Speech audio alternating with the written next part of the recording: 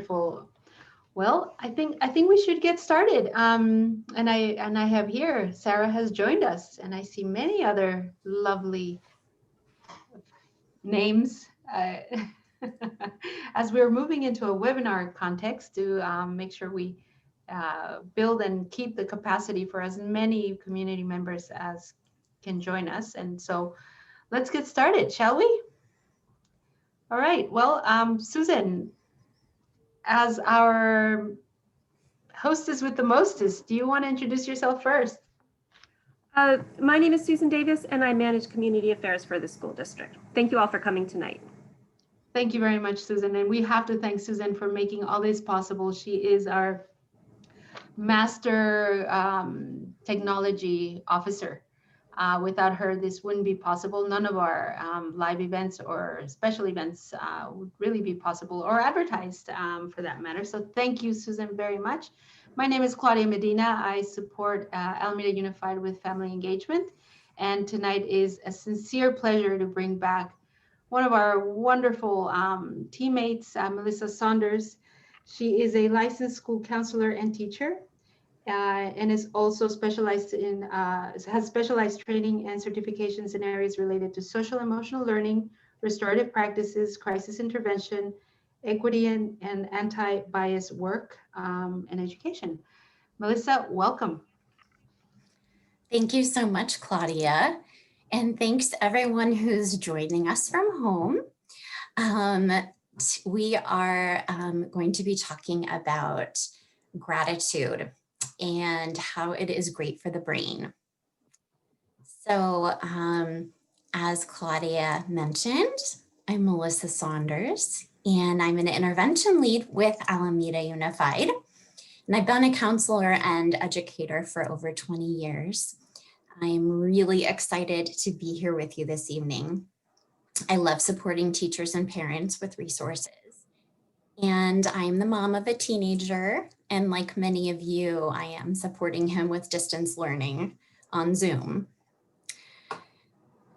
So I think there's probably a decent chance that you're probably at home feeling really tired and feeling numerous pressures from all sorts of places and people, including yourself. Being human is hard, brave work. And I know that for some of you, it's even a big sacrifice to be here for an hour. I really honor each of your experiences, and I know the very raw, taxing, and beautiful work that it is to be a parent. So while we're here tonight, we're gonna do some thinking together, some learning together, and there isn't any need for any of us to have it all figured out. We're definitely all in this together. So let's do this. First, let's have a check-in. How is everyone feeling? Using the chat feature, type in the number that best corresponds with how you'd say you're feeling today.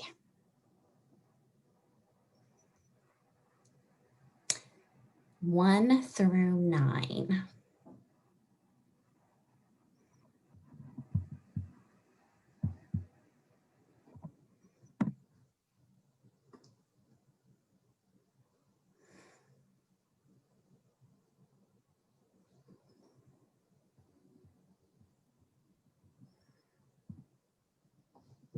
All right.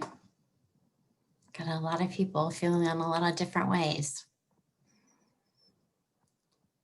And that's pretty normal. That sounds good. Okay. Oh, some more answers coming in.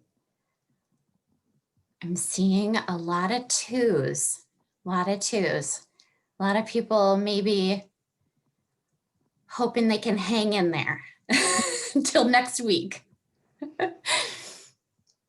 All right, thank you so much for sharing. So while we're together this evening, we're going to be talking about 3 big concepts. The first is we're going to be talking through stress and the window of tolerance. We're also going to talk about negativity bias and how it impacts our view of the things around us. And then the third thing that we're going to talk about together is the power of gratitude and some gratitude practices that we can use. In really uncertain times and when we're kind of swirling in ambiguity, I know that it always really helps me to have information and to help ground me in facts. And also to be able to walk away with a few strategies that I can implement right away that I know can help me. So my hope is that tonight's webinar provides you with just that. And one thing that will likely be helpful for you is if you have a pen and paper where you can take a few notes, because I know that I'll be giving you a few different resources sprinkled throughout tonight's presentation. You might want to jot a few things down. All right. So, stress. Lately, so many of us have been just really slogging through and really feeling the impacts of stress on our physical and mental health.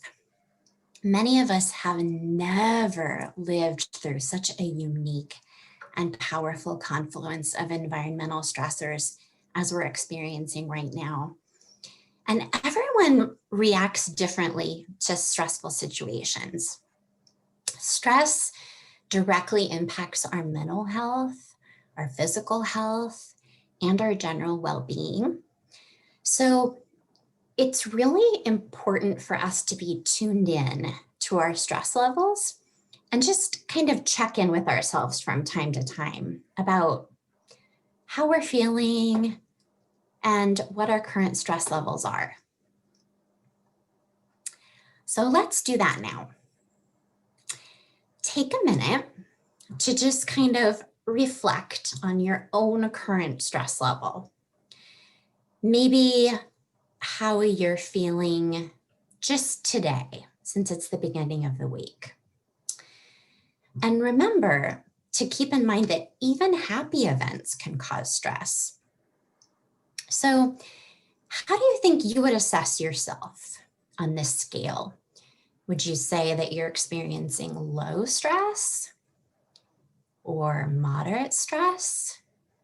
Or would you say that you're experiencing high stress? Remember that we feel stress in different parts of our being too. We feel it in our body, we feel it in our mind, our emotions, our behavior. It really impacts us in our whole being. So reflect on that for a moment. Think about maybe what kind of number you would give yourself. And if you're comfortable, you can type it into the chat. You can even type in the word low, moderate, or high. Again, just if you're feeling comfortable and you'd like to share.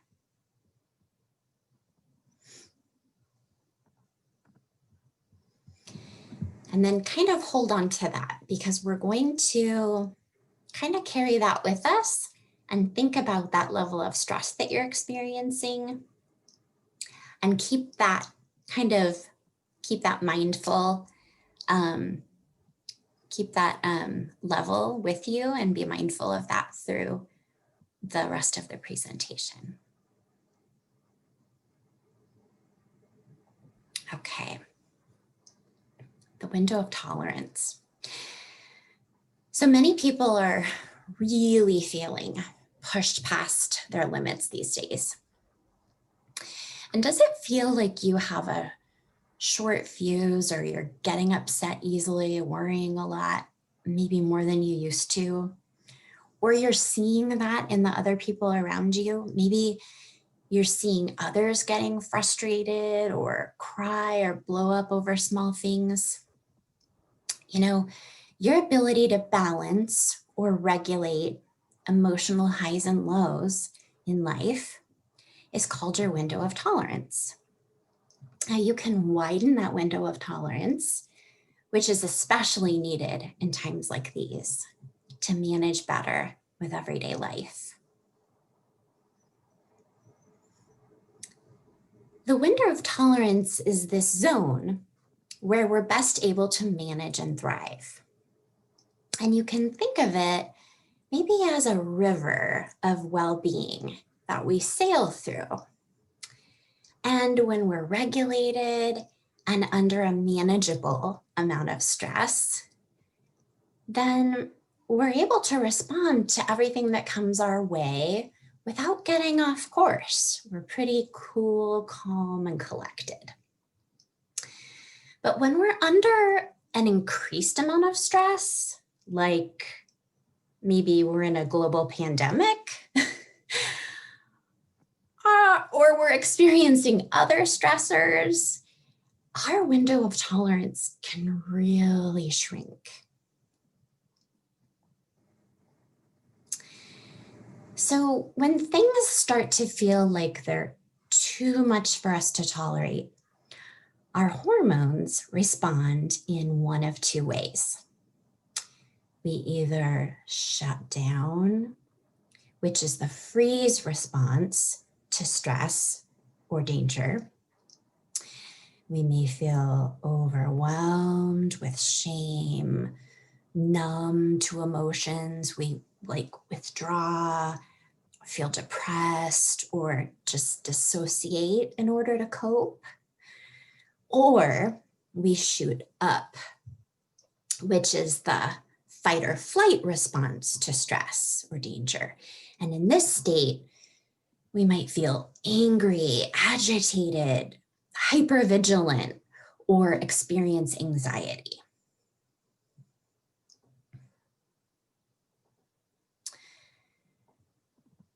So outside the window of tolerance, when we're in that overactive state, you might experience anxiety, racing thoughts, frustrations, agitation, and you may feel unsafe. And this is hyperarousal. It's actually a coping skill people use to try to feel less badly or less scared. Taking action feels like a way to protect yourself from danger or have some sense of control. And trying to stay super busy is a way people use hyperarousal so they don't have to feel or experience the discomfort of overwhelming feelings because they're too busy. So you may think if you stay as busy as possible and do all you can, then you'll be able to keep yourself safe or avoid feelings that you don't know what to do with. And this is a really normal way to try to cope with unpleasant feelings. Some of the images here may seem relatable to you or like someone that you know or love. Outside the window of tolerance, when we are underreactive or in hypoarousal, we may feel numb, passive, disconnected, often ashamed. We may shut down or zone out on our phone or in front of Netflix, just to keep away the discomfort or unmanageable feelings. And in this state, we may have overwhelming shame or sadness or feelings of rejection or otherwise feel unsafe. And checking out and being disconnected is a really common way of coping in this state, because if you're not present, then you just don't have to feel your feelings. And again, these are really normal ways of coping. And you may not recognize that you have felt or feel, you may recognize that you have felt or that you feel one or both of these ways at different times. And when you end up outside your window of tolerance, you may notice that you tend to be a person who leans toward being overreactive, or you may notice that you tend to be a person who becomes underreactive, or you may notice that depending upon the circumstance, you sometimes are one or the other.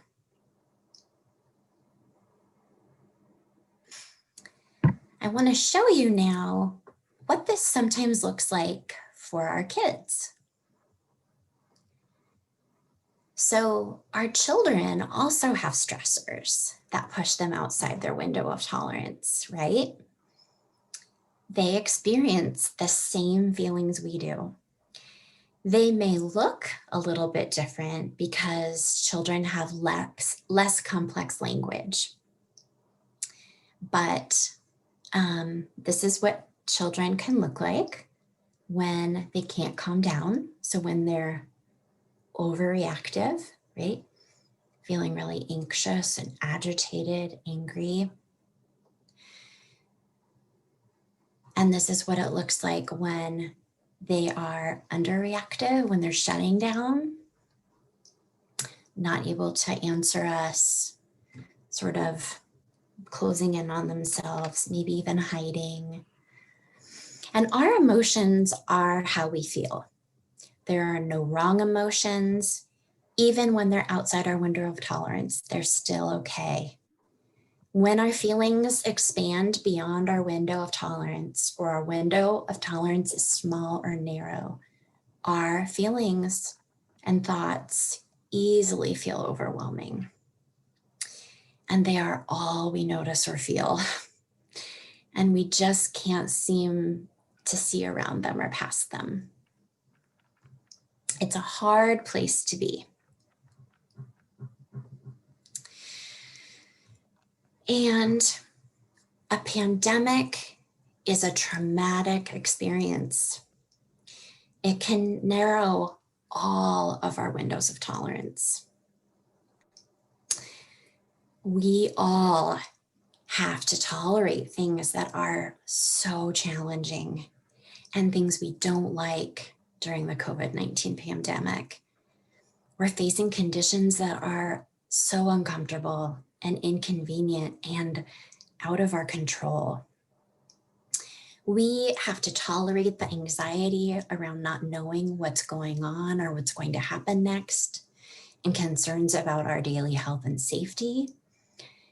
You may have lost a loved one or your job. Physical separation may even trigger issues of loneliness, rejection, or abandonment from the past, whether you realize it or not. And some of us can start to think, I can't handle this anymore. We may lash out at others, or others may lash out at us. And at times we may even want to resort to coping mechanisms that just don't serve us well. So so that we don't have to feel, that discomfort and confusion and that ambiguity, and so that we don't have to sit in that. And I think that one thing that is so important to keep in mind is that every person in our community is experiencing this. So what can help in the moment? Well, widening the window of tolerance begins with first noticing what you feel with kindness and compassion. And this might sound easy, but it really isn't always. The second is slowing down and naming your emotions. When you can put into words how you're feeling, it helps you feel calmer. Dr. Dan Siegel, who developed the window of tolerance, calls this process name it to tame it. So he says, if you can name what's happening with you, you can tame it. So that's something really powerful to do. And it might sound like this. I'm really frustrated right now, and I need a minute. Thirdly, give yourself some grace. Acknowledge that what you're doing or the situation that you're in is really tough. And if self-compassion is something that you'd like to explore more and learn about further, Dr. Kristen Neff is a leading researcher in self-compassion, and her book is right here in the right-hand corner. I'm going to have some other book references for you, and I'll always have a little arrow pointing at them for you.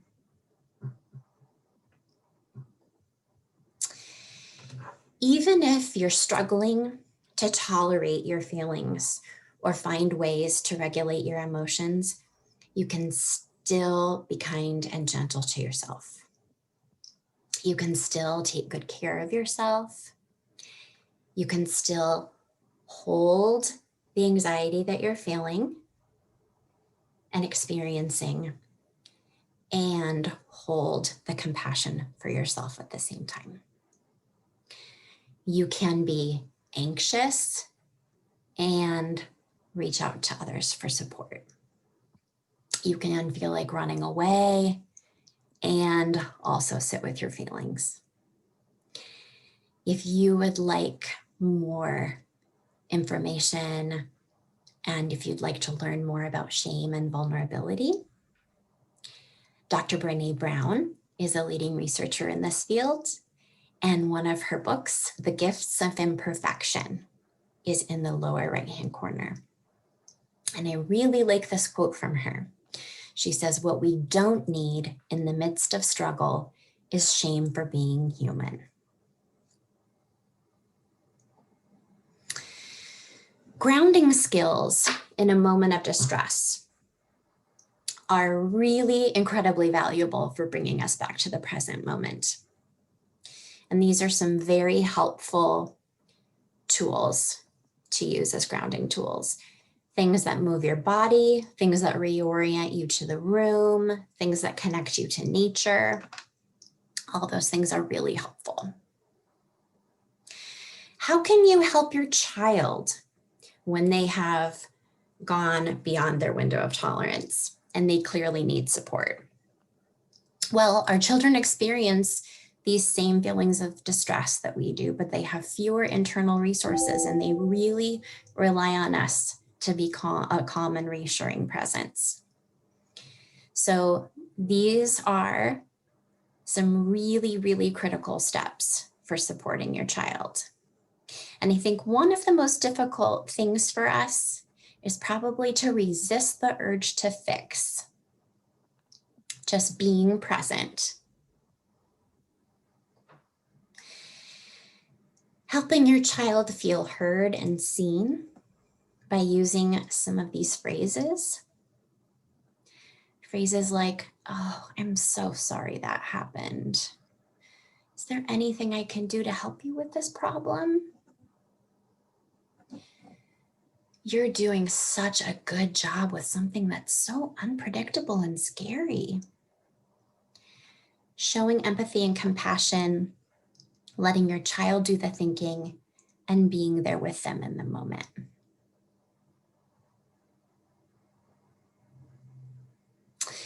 In normal times, many of us can find it difficult to find a positive spin on life's events. And in these times, it's more than fair if you're feeling a little bit pessimistic, especially when you watch the news. Negativity bias is our human tendency to focus on the negative over the positive. And it literally looks just like this. Negativity bias is an evolutionary protective mechanism that is meant to keep us safe from harm. But if we aren't careful, it can take over our worldview.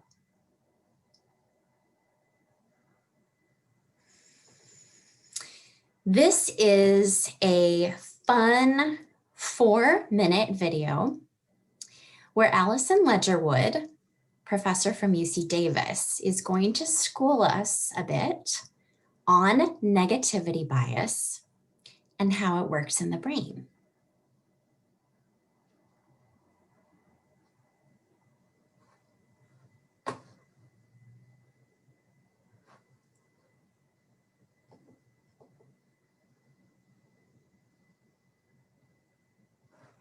Okay, so you got a new sweater. It looks great, and you're getting tons of compliments. But then, just one person says something snarky about it. And even though you got all that praise, you can't help but stew over the negative comment. Why is that? Why does our mind seem to dwell on the negative?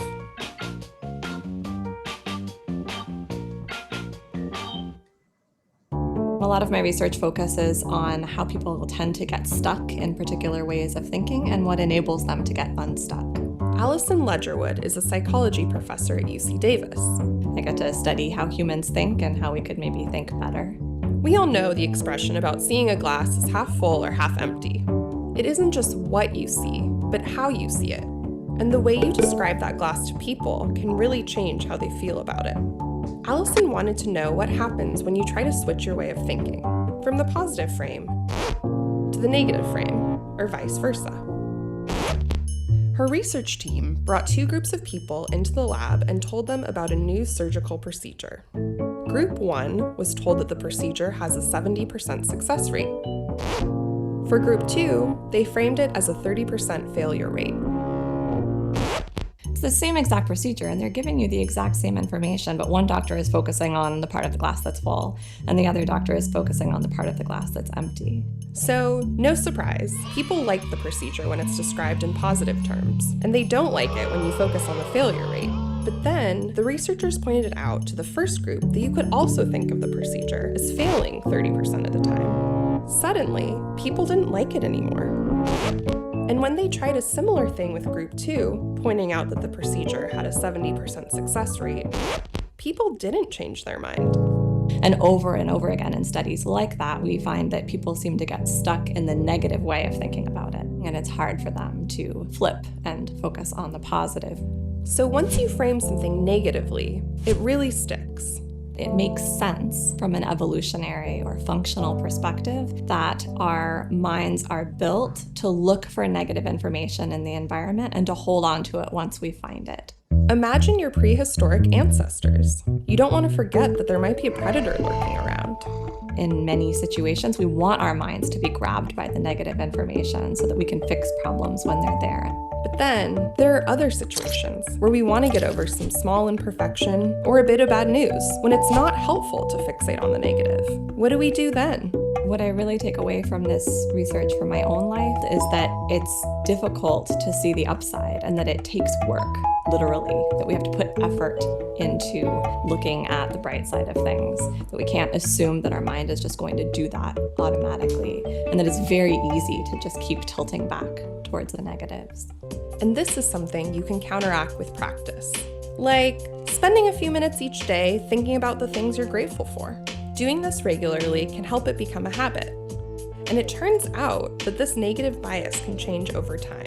Remember when you were younger and any bad experience felt like the end of the world? So this kind of pervasive negativity bias starts to diminish. And so in our research, we find that the stickiness of a negative frame seems to disappear entirely by the time people are in their 70s. And they seem to flow back and forth between negatives and positives much more easily. So maybe that's something we can all be grateful for, that there are actually some good things about getting older. How do you get out of negative ways of thinking? Let us know in the comments below. And be sure to check out our other video.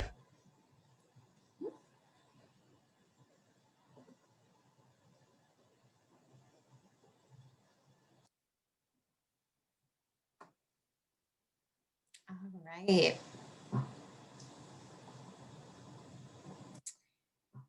So as we learned, our brain has a bias, a negativity bias, which makes it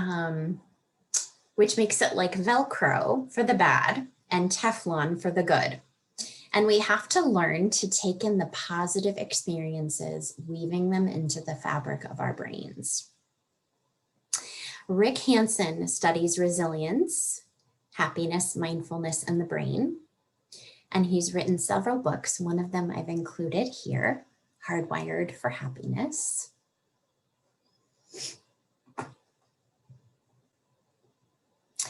So the negativity bias can really take a toll on our mental health and causing us lots of negative outcomes if we don't practice intentionally holding on to positive experiences. And how does negativity bias impact our parenting? Well, unfortunately, the joy of becoming a parent and the love we feel for our children doesn't magically erase our bias to be negative. So we're really good at noticing that our children do wrong things.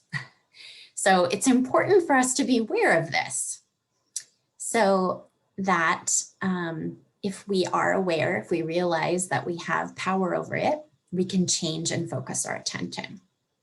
For example, on our child's strengths over their weaknesses, what they've done right instead of what they've done wrong.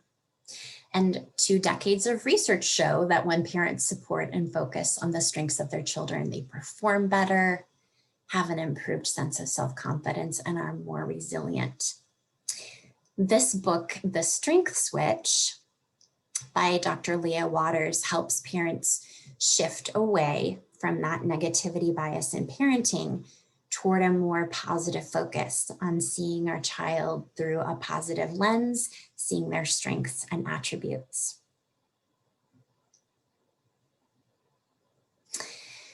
Fortunately, there are also other steps that you can take to change your thinking and fight the tendency toward negative thinking, including really savoring positive moments.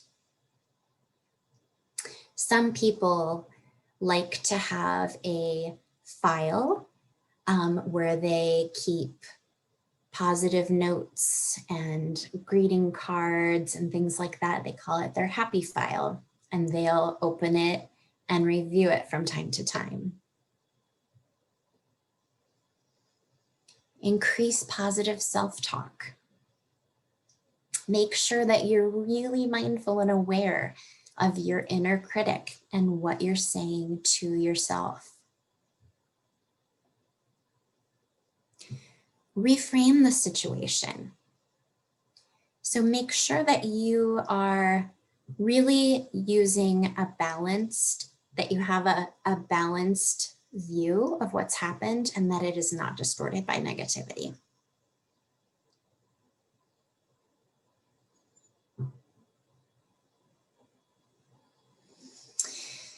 In positive psychology research, gratitude is strongly and consistently associated with greater happiness. Gratitude helps people feel more positive emotions, relish good experiences, improve their health, deal with adversity, and build strong relationships. We are especially lucky in California because Dr. Robert Emmons is the world's leading scientific expert on gratitude, and he is a psychology researcher at UC Davis. And Dr. Emmons has done lots of research on gratitude and how gratitude benefits our minds, bodies, and relationships. One aspect of the Thanksgiving season which can actually lift our spirits, it's built right into the holidays, and that is expressing gratitude. But it's not just something to practice seasonally. Something that can benefit us all year long. Research on emotion shows that positive emotions wear off quickly. But gratitude makes us appreciate the value of something. And when we appreciate the value of something, we extract more benefits from it. We're less likely to take it for granted. In effect, I think gratitude allows us to participate more in life. And we notice the positives more, and that magnifies the pleasure you get from life. And there are a number of studies showing that in the face of serious trauma, adversity, and suffering, if people have a grateful disposition, they'll recover more quickly. So, number 4, grateful people have a higher sense of self-worth. Once you start to recognize the contributions that other people have made to your life, once you realize that other people have seen value in you, you can transform the way you see yourself.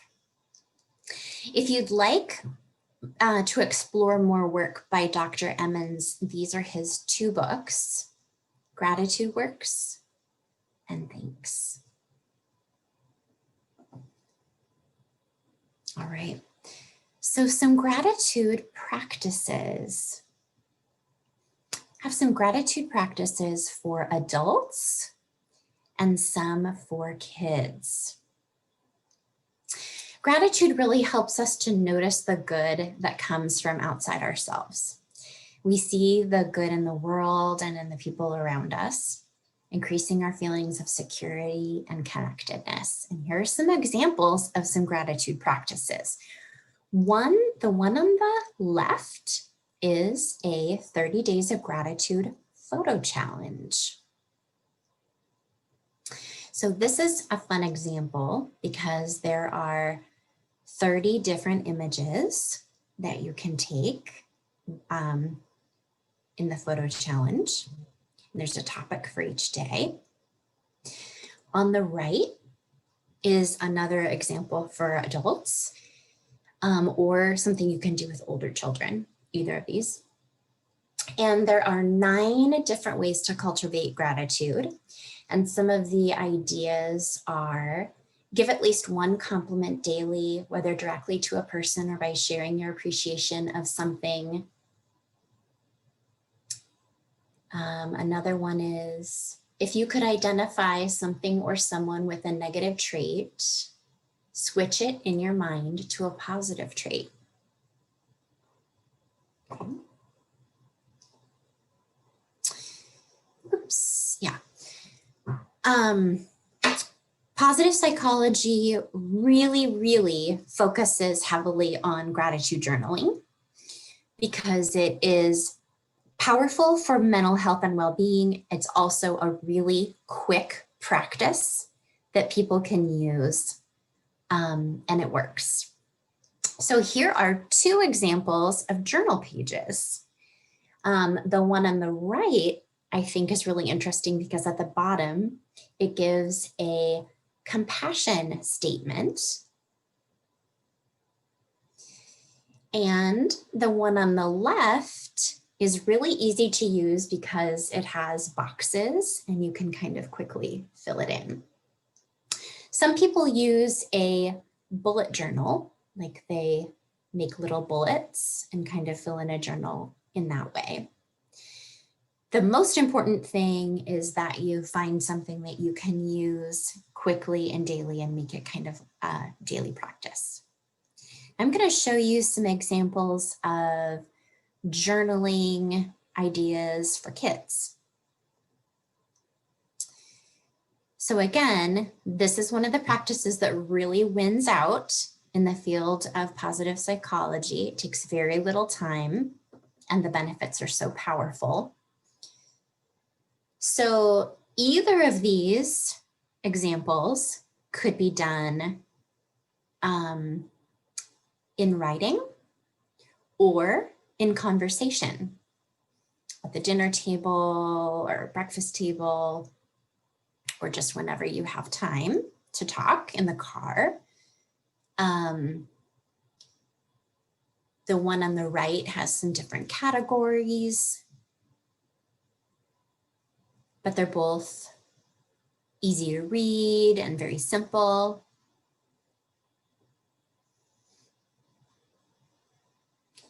Another activity is a gratitude scavenger hunt.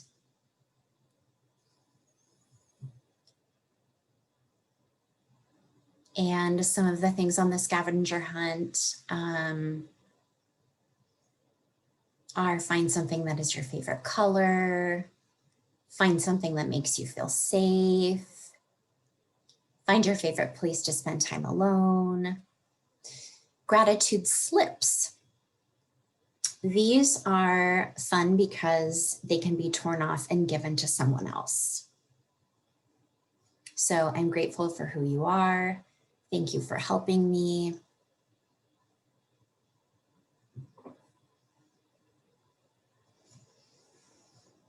So these are just some suggestions. There are a lot of other activities that are available out there. The most important thing is that you find something that fits you. The following are all books that I would encourage you to explore if you are at all interested in the topics that we've covered today. And those are topics of positive psychology, increasing joy in your life, understanding the human potential for happiness, and learning more about gratitude. So these are all researchers in those areas and fun books to check out if those are things that really interest you and get you excited.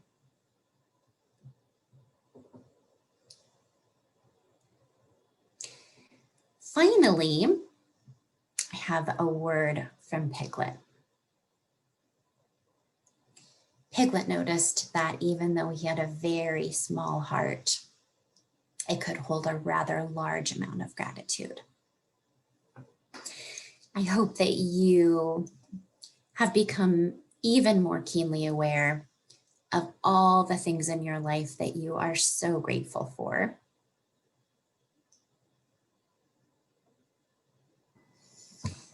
And now we have time for some appreciations and ahas before we wrap up for the end. And appreciations and ahas are things that you can share out. An appreciation is something you heard today that you're grateful for. Grateful that you heard something that brought maybe some inspiration for you. And an aha is something that you heard that maybe was a light bulb moment for you or some new learning. So if you'd like to share an appreciation or an aha, you are welcome to do so.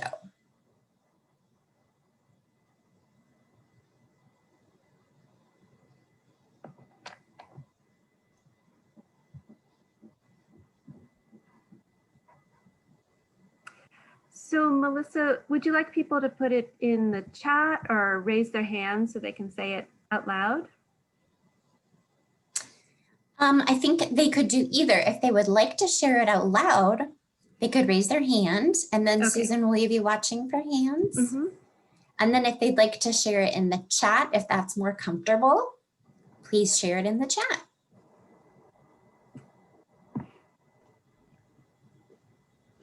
Well, I want to acknowledge a lot of the people who joined us this evening, and we have a lot of community leaders, whether they're in our after school care programs, our family liaisons, just a wonderful group of people that join. I'm really appreciative and grateful for how they've just stepped up and been a rock for so many people. And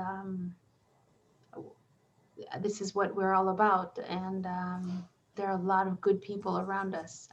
So thank you. Thank you all for being with us tonight.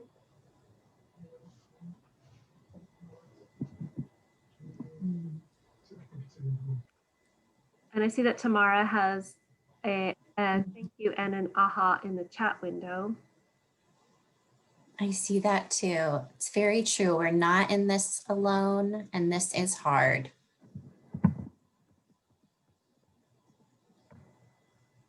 Oh, and Michaela has.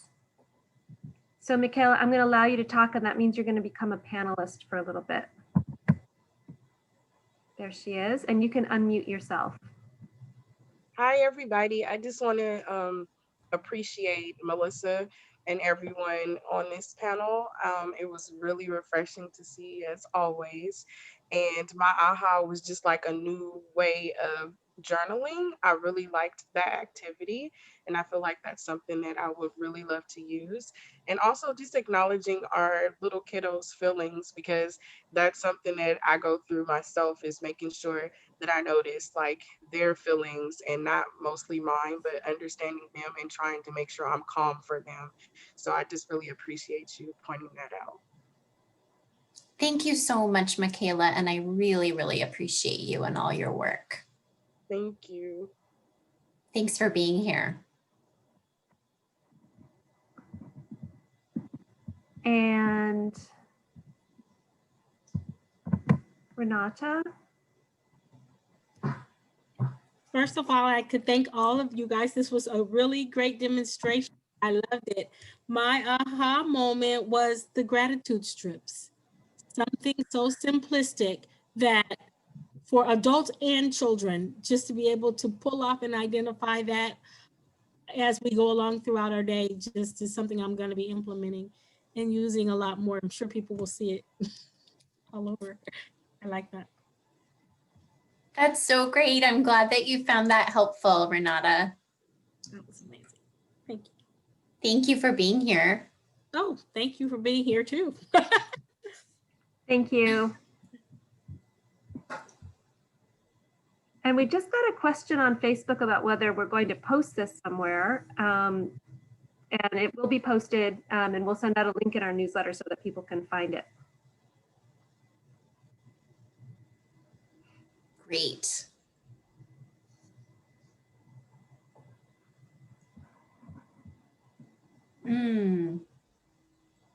Thanks, Lori. And thank you, Erin. Oh, a great family practice that was shared in the chat.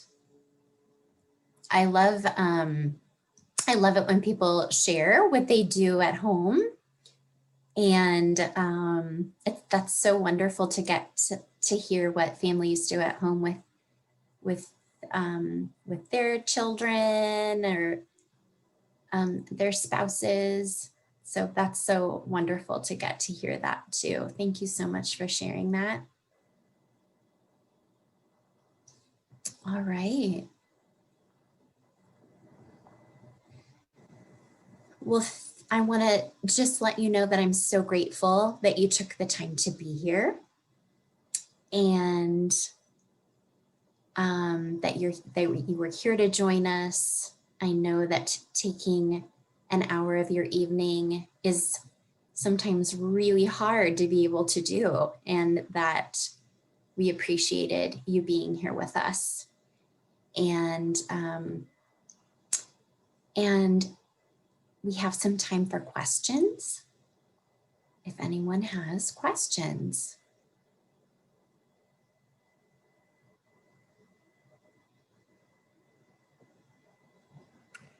You know, if someone had a question that they didn't want to ask out loud or in the chat, I think you can put it in the Q&A button on your bottom menu, and we would be able to see it and read it out loud for you without using your name.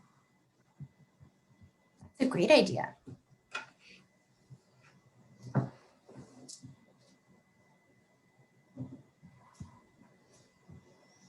There was a lot of content. There were so many different things that we discussed. So sometimes it's hard to remember back also to all of the different things that we talked about. Let's see.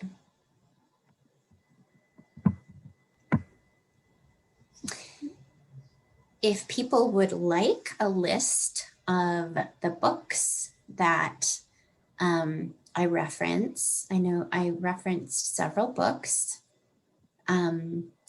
if you would like to know more about any of the books, I can make a list of the books also.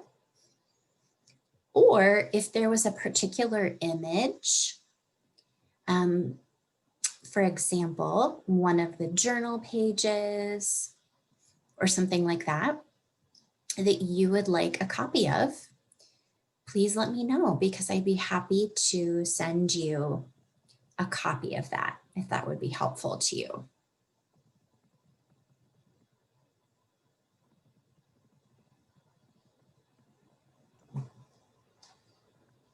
Well, Melissa, I really want to thank you very much for the time you spent in compiling this just gift for all of us. It's so timely, considering that this is the week to unwind before the holidays, and high emotions, sometimes low intelligence. And I know that we're also wanting and needing to be there for our older children, right? I hope that they know that behind all the pressure they may be experiencing, we're very proud of them, and we love them, and we will see through whatever it is in just these crazy times. And it's okay. We're going to be okay. That's right. And sometimes just understanding more about how your brain works is really reassuring and normalizing. Like, oh, that's why I've been feeling like that. That's what your brain does when you're under stress, So sometimes just sort of understanding some of those things can be a reassurance and a comfort. And then, yeah, I agree with you, Claudia. So I hope some of these things have been helpful. All right. Oops, there's a question in the Q&A. This question is, will this presentation be available for replay? And yes, we're recording it, and we're going to put it on our family involvement and community engagement programs page. And I just put the URL in the chat for you. I was so excited to get that question.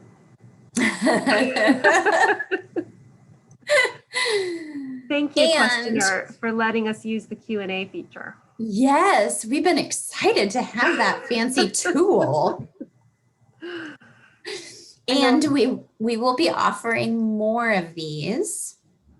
We'll be offering more opportunities for families like this, where we'll be providing more similar types of tools and messaging to support everyone during this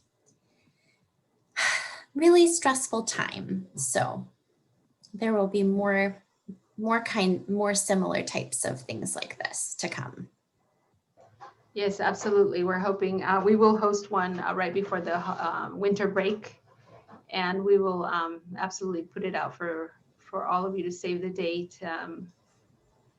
We're wondering if Mondays are a good day, or if we should go towards the end of the week, seeing that it's a different day to host. So thank you, everyone, for being part of tonight's presentation. Susan, thank you very much. Melissa, both of you are just gifts to the world, and I'm just so lucky to call you my colleagues. Thank you very much. And thank you to Claudia for all you did to bring this together. Oh, my pleasure. Thank you. You complete me, guys. Thank you. Aww. All right. Thank you so much, and have a wonderful evening, everyone. And hope you have a restful holiday when it arrives. Okay.